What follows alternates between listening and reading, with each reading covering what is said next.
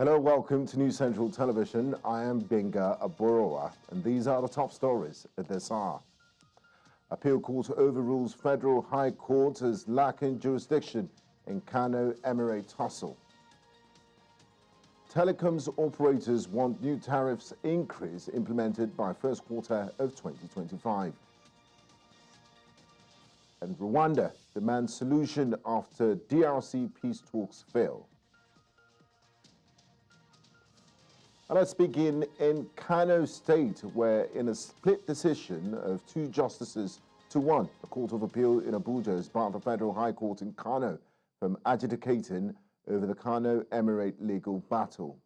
The appellate court held that the court had no jurisdiction to dabble into the Kano State chieftaincy matters on the grounds that such a case can only be determined by the Kano High Court. Justice Gabriel Kolawole, who delivered the lead judgment, held that the Federal High Court has no business adjudicating over the chieftaincy matters, but ordered that the matter be returned to the Kano State High Court, being the proper court for such matters. News Central's correspondent Emmanuel Bagudu joins us now for more updates. Okay, we'll get back to Emmanuel Bagudu in Kano in the course of this bulletin.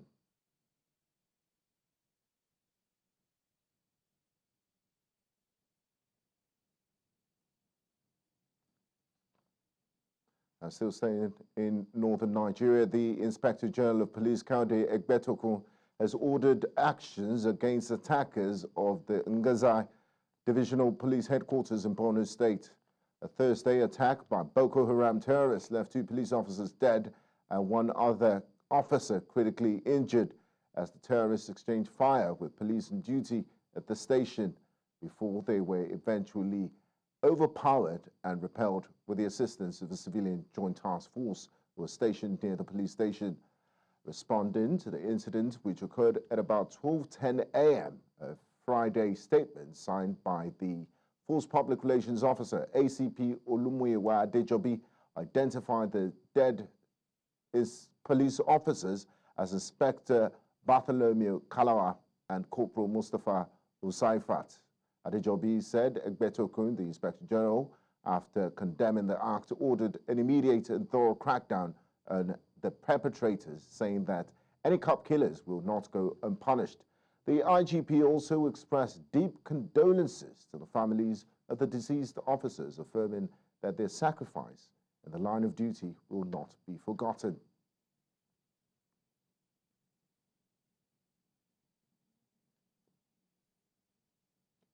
Now, Baka Yusufu, lawyer to the former governor of Edo State, Godwin Obaseki, has debunked statements making the rounds that the ex-governor is in hiding. In an exclusive conversation, Yusufu told News Central that the former governor handed over properly to the current governor, Monday Okpebolo.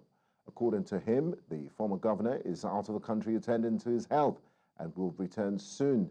Yusufu also said Obaseki has not received any official invitation from the Economic and Financial Crimes Commission for questioning.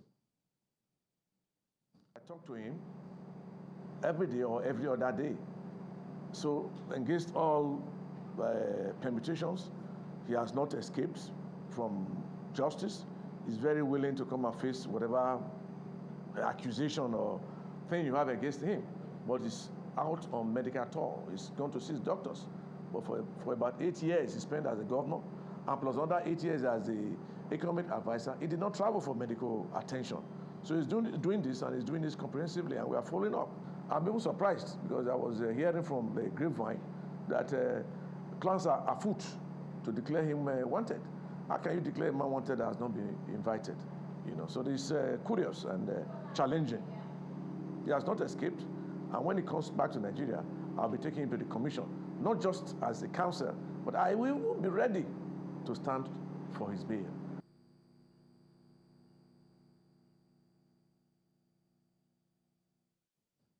Now, back to the earlier story we told you about the Kano Emirate tussle. We have News Central correspondent in Kano, Emmanuel Bagudu, live for updates on this matter. Good afternoon, Emmanuel, and thanks for joining us on the news.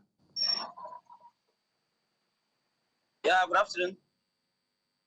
Yeah, Emmanuel, can you keep us up to speed with the latest developments in Kano with regards to this Emirate tussle? It's a long-awaited judgment. Of course, it just strike up the conversation. I mean, the Emirates also have to, it's still ongoing. When you look at Kano currently, we have two emirs. One is living at the Gidan Palace, and then one living at the Gidan Palace. Now, this judgment has a lot of significance, a lot of impact on what will happen in Kano in the next few days. So it simply means that we are all looking out for a situation whereby, of course, the State High Court, backed Mohammed Sanusi II is going to, be vindicated for the fact that, of course, the Federal High Court lacked jurisdiction to, listen to the case. And of course, the State High Court has always backed him. So the person who is, with this judgment officially, the person who is officially the authentic emir of Kano right now is Mohammed Sanusi II and not Ado Bayero. Thank you. Now, staying with you, Emmanuel, have you spoken to any of the stakeholders involved in this tussle, and have they released any statements with regards to the latest development? Yes, it's too early, of course, to assume what the stakeholders will be saying, because they are just looking at the judgment just came out this afternoon. The appellate court judgment just came out this afternoon, and they are studying the content of that judgment, which, of course, don't forget, we still have the Supreme Court, which they have the right to also appeal in 21 days. So these are the conversations that we expect to see in the next few days. But for now, as far as the law is concerned, the authentic emir of Kano is Mohammed Sanusi II, since the appeal court have overruled and said, of course, the Federal High Court doesn't have any jurisdiction to listen to the case. And of course, the State High Court of Kano has backed Mohammed Sanusi II and have declared Mohammed Ado Bayero not the emir, rather Mohammed Sanusi II, the authentic emir of Kano. So of course, we expect that conversation to go on the next few days, and whether they are going to appeal or not, we're going to find out in few days to come. Yeah. Now, finally, before I let you go, Emmanuel, what's the general mood in Kano like this afternoon following?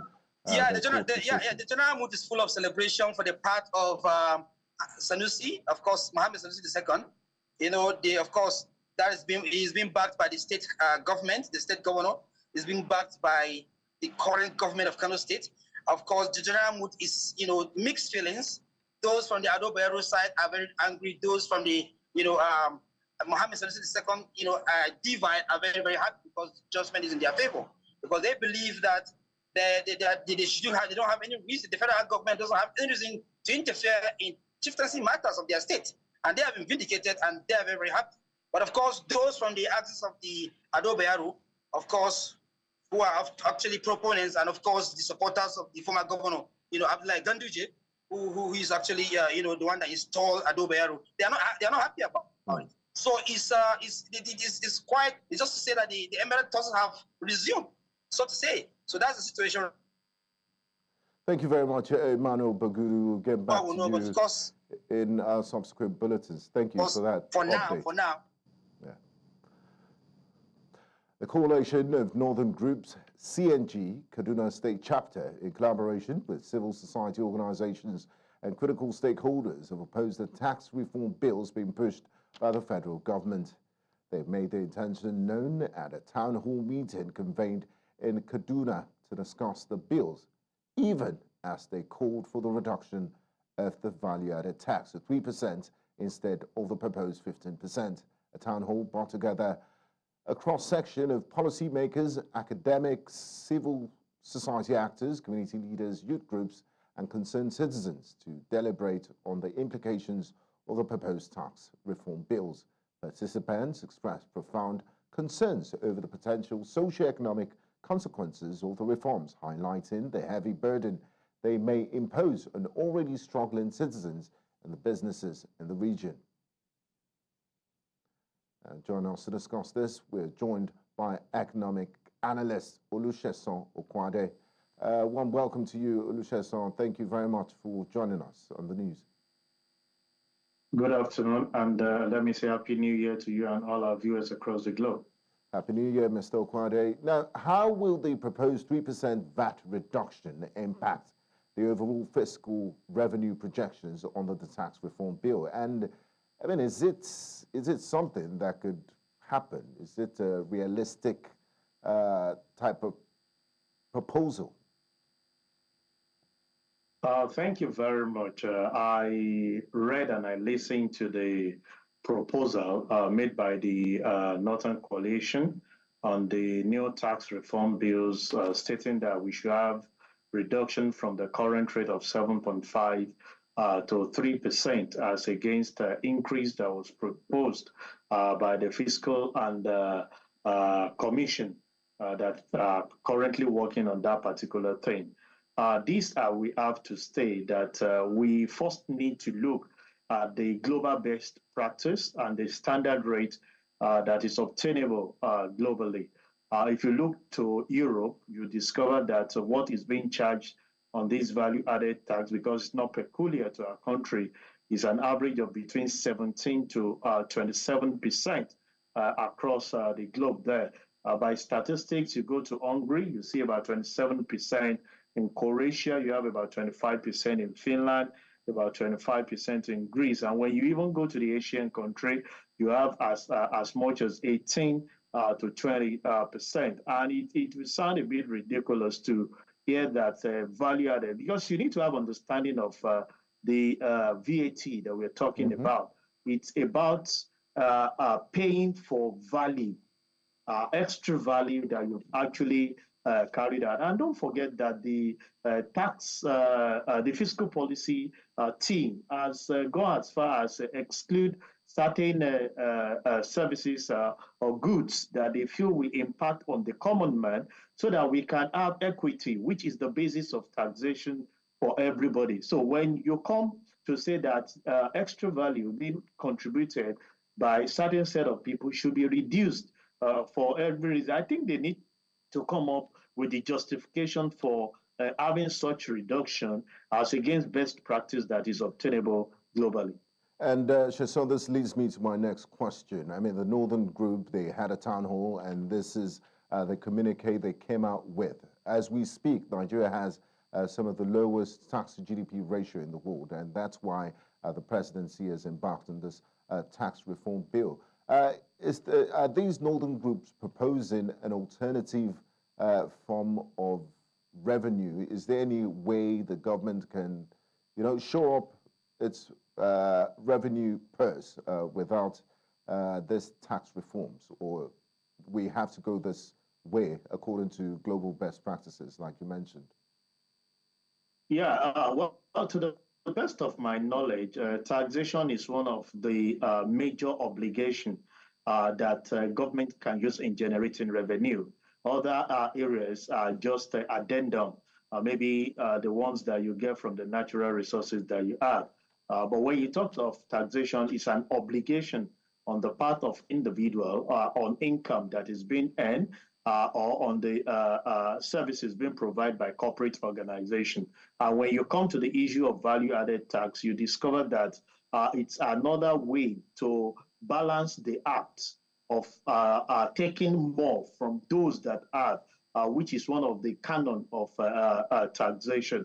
So for me, if you're asking them to reduce this particular thing, it established the fact of some of the things people have alluded to, that that region seems not to have interest in payment of tax, but possibly have access to free things that are actually available. If the revenue is not there, I doubt we expect the government to move. I think area where we should concentrate more, if we have this tax reform, being signed into law, is to see how we monitor the activities of the revenue being generated in fulfilling the social contract that the country is entrenched to carry out, as established in the Constitution. I mean, subsection 14, subsection 2, talks about the welfare of the citizen. So rather than some of these things go into few ends, how can we have a coverage of it going into satisfying the things that an average citizen is required to enjoy in terms of education, in terms of infrastructure, health-wise, in terms of road, in terms of even the telecommunication that aids good success of education. So rather than reducing it, we should move in best practice. Are we saying that those other same clients, the Europe, the Asians, that charge as much as 20-something percent, do not understand the need and the importance of this? I think it's just a sheer way, I would say, of ignorance, not having deeper understanding of what it entails, that is actually bringing this suggestion. Because if the government refuses to have enough revenue for them to generate to take care of some of the expenses, then everybody will pay for the price. But I feel that if we are able to follow through this tax reform, areas of concentration should be that we monitor some of the revenue being generated and judiciously used in building infrastructure and seeing through that every citizen benefits from the largesse of the natural resources that we are endowed with in the nation. Now, finally, before I let you go, Mr. Okwade, we've seen the federal government has been lobbying and trying to educate Nigerians on the advantages of this tax reform bill. And just today, as reported, this northern group has even gone as far as asking for 3% in reduction of the VAT. If you were in the position of the government, how would you, what would you do to make Nigerians buy in, and how does this affect national tax compliance rates and enforcement mechanisms? Yeah, well, I think the area I will concentrate more is to look for a way to bridge the trust gap. You see, the reason why some of these agitation are coming up is there is a serious trust gap between the citizen and the government, and they seems not to enjoy the basic amenities that is expected to be provided for by the government. Just like it's part of what you mentioned as the failure of the social contract and also monitoring of the revenue that has been generated from tax in the past, I believe. Yeah, I believe the area where we need to concentrate more to actually have a buy-in is to reduce the trust gap by fulfilling the social contract that is expected of us. I will always make reference to why some of us were growing up. We have access to basic free education at the state level, and that gives the platform at which a lot of people have access to that education. But you ask yourself today, what is the contribution of the government in fulfilling this aspect to education-wise? We have access to primary health facilities in your localities. You can have access. A lot of people don't patronize general hospital, not to even talk of private hospital that are entrenched in. These are part of the gaps and the trust deficit that the citizens have seen. And that's an area that the federal government needs to work on, so that when people see value for what they are actually contributing by paying their taxes, definitely they will be encouraged to do that, and compliance level will increase the more. Thank you so much, Mr. Olusegun Okwade, for your insights on the subject. It was a pleasure speaking with you. Thank you. Thank you very much for having me, and I wish you a lovely weekend. Thank you. Economic Affairs Analyst Olusegun Okwade speaking on the tax reform bills. Watching News Central now, we're going to a quick break. When we return, experts weigh in on creating support systems for tackling mental health in Nigeria. We'll bring you details of this and more after the break. Welcome back. We now take a closer look at a growing issue affecting millions of young Nigerians: mental health and well-being. A country where the pressures of academic achievement, family expectations, and societal challenges weigh heavily on the youth, mental health concerns are becoming increasingly prevalent. In this report, News Central's Chidima Ona speaks with experts in education psychology and mental health advocacy to explore how we can create better support systems for young people.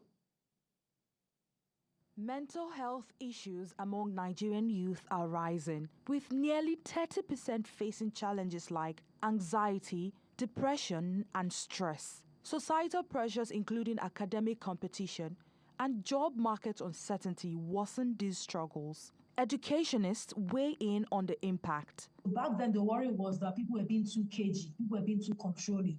So your parents, in a way, took away the load of you thinking too much. You get. Now, we're putting responsibility on children. Take responsibility for yourself. Know so, decide, challenge, you get, which is a lot of pressure on children. So it's affecting their mental health. We're stealing their childhood in the name of trying to build independent children. Nigerian youth face growing mental strain due to academic stress, economic challenges, and social isolation. Psychologists stress that addressing these issues requires professional help and support from parents, guardians, and peers. If you see changes like behavioral changes such as withdrawal, sudden mood swing, and all of that, you should know that there's something wrong. I could recall a child that she said, my parents fought. That is why I am unable to learn. Raising awareness and breaking the stigma are crucial to helping young people feel comfortable seeking help. In Nigeria, where speaking up remains a challenge, mental health advocates say this effort is more important than ever. Open conversation has also helped some people to also identify, oh, okay, I think I'm actually dealing with anxiety. I'm having this panic attack, for example. People are able to understand exactly what it is, that they are dealing with. Addressing mental health concerns among Nigerian youth is not just about providing therapy. It's about creating an environment where young people feel supported, understood, and empowered to seek help. As it continues to impact the lives of so many, the time to act is now. And as the saying goes, a stitch in time saves 9. In Lagos for News Central, I am Chidinma Ona. An Almajiri young boy, Abba Kaka Adam from Maiduguri in Nigeria's northeast, has developed an artistic replica of the city's newly inaugurated overhead bridge. The 17-year-old boy used cardboard, paint, and other recycled materials to bring the structure to life with astonishing accuracy. News Central's Umaru Kirawa completes the report. Overhead bridge at the Borno Express Transportation Terminal, recently inaugurated as part of a large-scale urban development project, serves as a symbol of growth and modernity for Maiduguri. Without any formal education, Abba Kaka Adam relies on his observational and creative skills to develop this artistic replica of Maiduguri's recently inaugurated overhead bridge. Our qualia, die paper, die pentia, our grasana spagulua. Adama koi silam pedana, die grass, manja die chikuko, die corporate kamja die penti kamja ti intolak. The young talented boy, who spends his days studying the Quran, revealed that he has memorized 40 hizb of the holy book. I traced the house where Abba Kaka and his parents are staying at Polo area in Maiduguri, the Borno state capital. Au kata sini fadon ko zina au duro inzina ba dabba so feso ngam kora so zaki so kam so sama duro injia kuru exactly biya unga jam ngana hadan ngana wi ajab kokola wallahi we shar cha monti kran ma duro biya nya monti ke kran cha cintri injiniya da walli ala so nyindo dai alai dai hal nyido da monti ko irbaw dai ama duro inda so dia wallahi exactly kam ma nosku mana kurjin wallahi kurja shi kam suma nosku ma rumiya shar miya wani gai gulli wallahi Abba Kaka zauro kokoriya e zauro ilmun zu alabaraska alhamdulillah ala ishirocina zauro kokoriya tara atro kurukin yando de zauro murna da yana farin ciki da yana da kawai a gulnyen mambiya ala sha hafsu ala sha banazu kurne ala ne abanazu kurushe kala kawa asirin ne da sha banaza sha montifo yara girja ma da taida zu kokori sune Abba Kaka o kam bula de kuru montin baw falma wasa kai Abba Kaka's father, Adam Suleiman, works as a mason to earn a means of survival.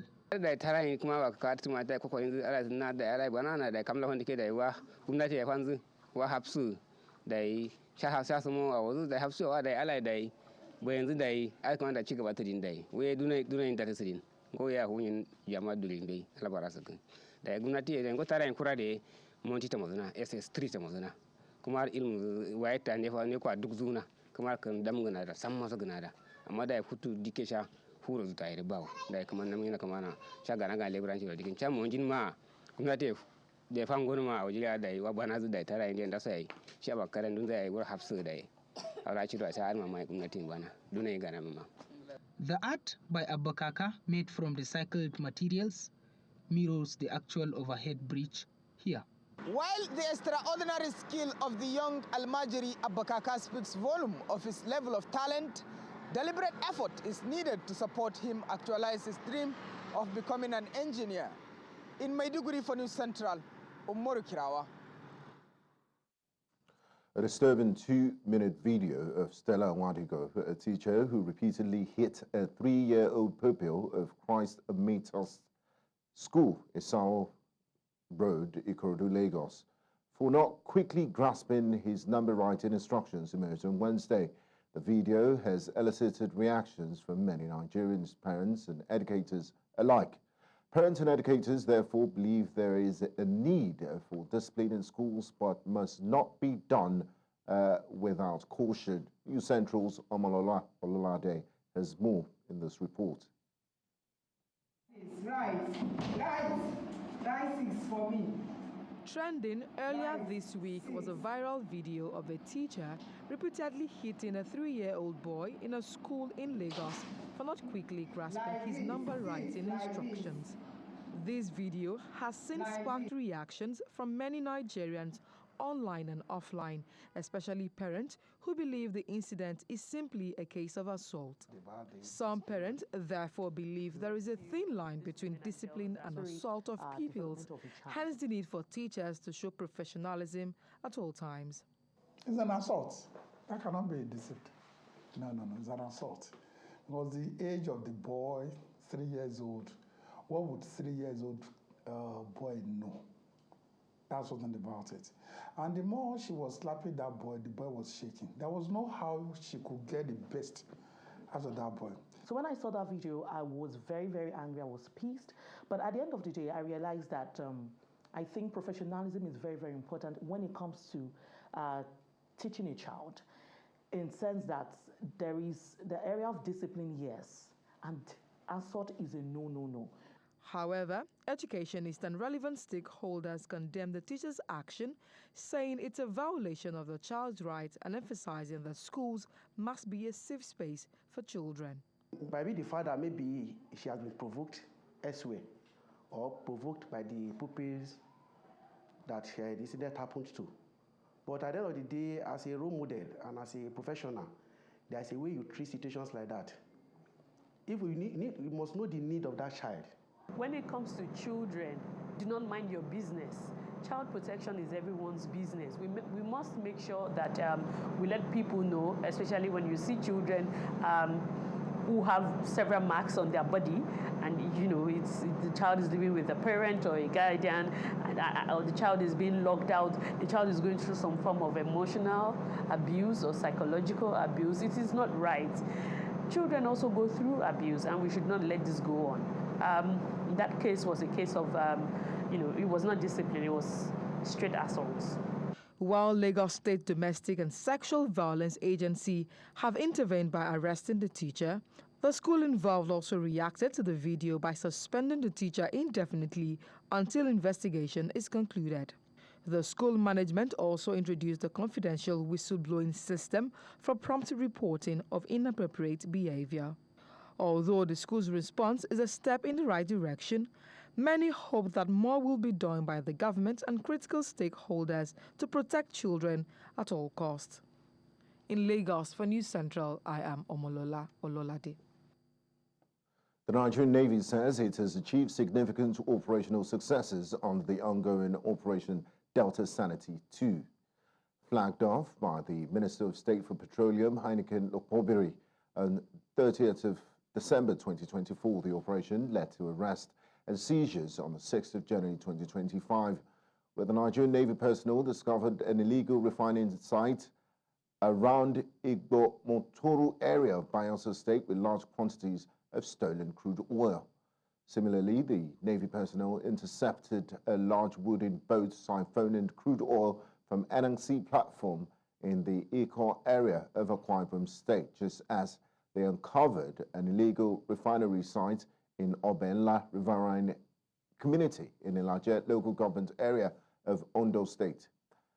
Meanwhile, the Nigerian Navy has also announced that it will soon introduce attack drones.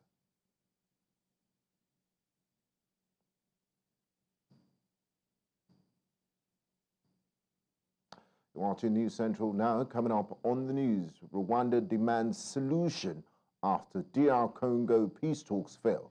Bring you more after the break. We now look into the escalating humanitarian crisis in Sudan, a situation that not only poses a direct threat to regional stability, but also raises pressing questions about the security implications for the entire African continent. In the past, we've witnessed armed conflict erupting between the rival factions within Sudan, leading to widespread violence, displacement, and an alarming humanitarian situation. Reports indicate that thousands are dead while millions are displaced, with countless more facing dire conditions. Sudan's state of affairs is not just a local issue. It serves as a stark reminder of how internal conflicts can spiral into broader regional threats. Critics have also argued that many African leaders are too occupied with their own internal issues, often prioritizing political survival over decisive action. In crises like Sudan, the paralysis undermines the unity and effectiveness of regional bodies, and it also illustrates a broader systemic failure, a lack of actionable strategies to foster diplomacy and peacekeeping where they are desperately needed. Now, join us to discuss this. We're joined by Vahenwele Sasesi, political analyst. He joins us from Gauteng in South Africa. One welcome to you, Vahenwele, and thanks for joining us. Thank you for having me. Now, we'd like to know your assessment of the Sudanese crisis in terms of its immediate security threats, and not just for Sudan, but the Horn of Africa region. What specific factors have contributed to its classification as a security threat? We do know that this conflict has been ongoing for about 2 years now. Yeah, no, absolutely. The conflict actually erupted in April of 2023, where we're seeing the rival factions, which are between the Sudanese armed force and going against the rapid force, support force of Sudan. So what we're seeing that it's a power struggle between the two military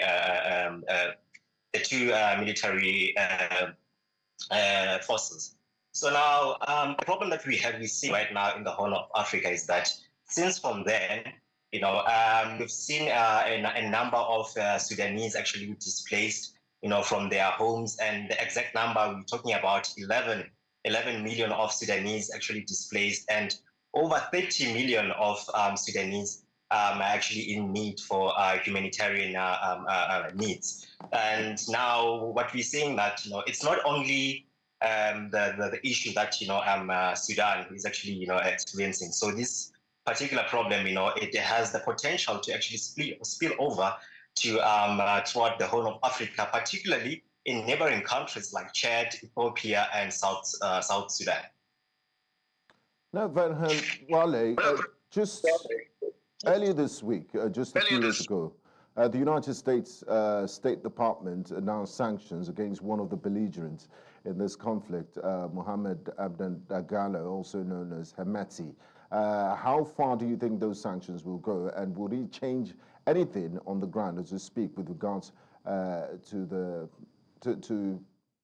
peace in Sudan?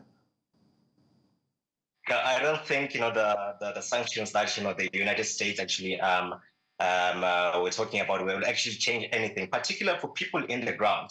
As I highlighted that the war is done. We're actually experiencing it's the worst humanitarian crisis that we have ever had in history. And what's also shocking is that in terms of media coverage, it's actually quite limited. You see, so when you talk about the issues of sanctions, they actually do little for the people on the ground, because also we must note that the conflict in Sudan, there are actually external forces that are involved, in this conflict. I mean, we're talking about Russia, we're talking about the UAE, we're talking about Egypt, that are actually, they have interest, in Sudan.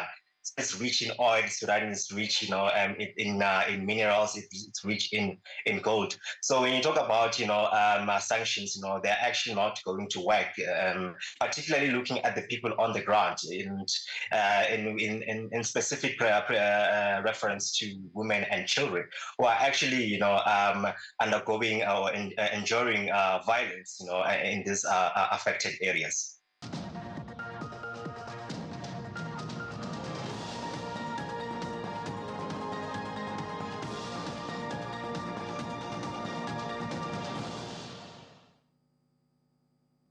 You're welcome back. We still have Van Wale join us from Gauteng in South Africa discussing the crisis in Sudan. Now, Van Wale, we've often heard this word, African solutions to African problems. The African Union has been criticized for its lack of decisive action regarding the Sudan crisis. What do you think are the reasons for this perceived inaction? Is it a matter of political will, resources, or something else? Why haven't we been able to fix Sudan? I mean, when we talk about, the case of peace and security within the entire African continent, it's always a combination of various factors. And as you mentioned, we're talking about limited resources, we're talking about also political will. And also, I think it's very important to highlight that most of the funding that the African Union that it has in its disposal is from external factors, you see. So now the African Union really, we often see a lot of conferences, summits, and so forth. They always fail to act on their resolutions, you see. And also, I think what's actually preventing the African Union from mediating in such conflict zone, it's because of the complexity of the conflict, you see.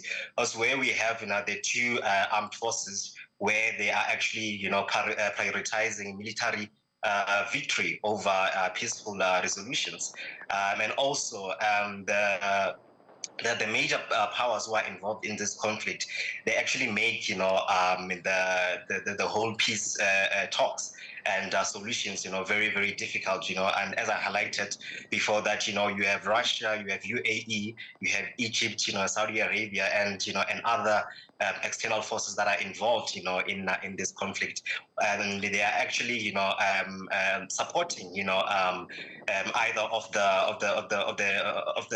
armed forces, because they are trying to protect their interests. So it becomes very difficult, for the regional body to actually mediate in this certain conflict. And also, interestingly, is that Sudan itself, they don't fully recognize the African Union as an authoritative body, which is add to the complexity.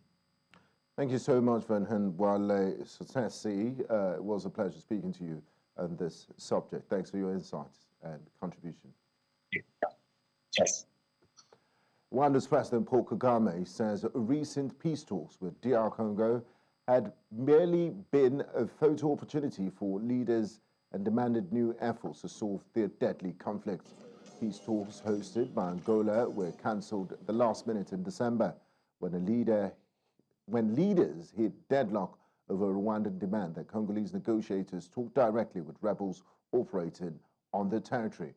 Rwanda-backed rebels known as the March 23rd Movement, M23, since 2021 have seized swathes of Eastern Democratic Republic of Congo territory, displacing thousands and triggering a humanitarian crisis. Rwanda says its aim is to tackle the Democratic Forces for the Liberation of Rwanda, FDLR, an armed group primarily composed of Hutu militants formed in the wake of the 1994 Rwandan genocide.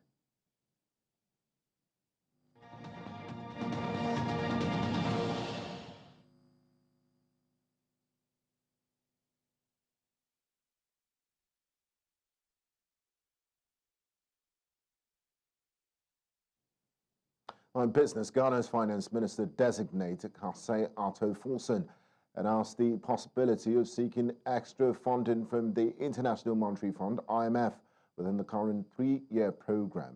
Speaking in Accra, Forson emphasized collaboration with the IMF and other partners to bolster the economy and reduce reliance on treasury bills. He highlighted plans to cut public spending and address inefficiencies to curb inflation and resume domestic bond issuance by mid-year. The government also aims to finalize external debt restructuring, particularly with non-Eurobond creditors.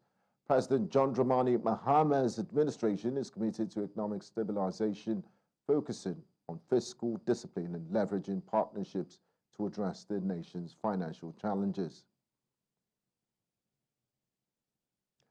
The Nigerian government has announced that $50 million in assets repatriated from the United States linked to former Petroleum Minister Diziani Alison Madueke will support rural electrification projects.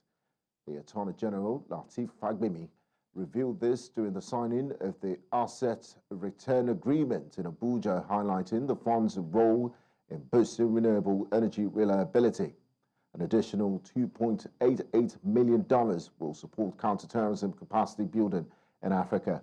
Funds will be managed through the World Bank and the International Institute for Justice. With measures ensuring transparency and accountability, both nations emphasize international cooperation against corruption and pledge continued collaboration on future asset recovery cases.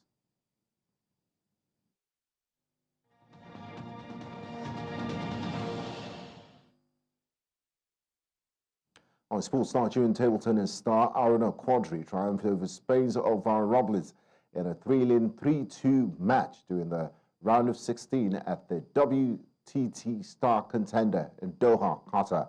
Aruna showcased resilience, recovering from 2 sets down to secure his place in the quarterfinals. The intense encounter highlighted Aruna's tactical brilliance and ability to thrive under pressure. Earlier in the tournament, Aruna delivered an impressive performance by defeating British champion Ian Pitchford to advance to the round of 16, solidifying his status as one of Africa's top players. Nigeria will now face South Korea's Park Gan-hyun in Friday evening's quarterfinal. That's all on the news of this hour, but before we go, let's take a look at some of the major stories. Appeal court has overruled a federal high court as lacking jurisdiction in Kano Emirate tussle. Telecoms operators want new tariffs increase implemented by first quarter of 2025. Rwanda has demanded solution after DRC peace talks failed. You can watch News Central live on DSTV channel 422, Star Times channel 274, AVO TV, and YouTube. Many thanks for watching. I am Benga Aboroa.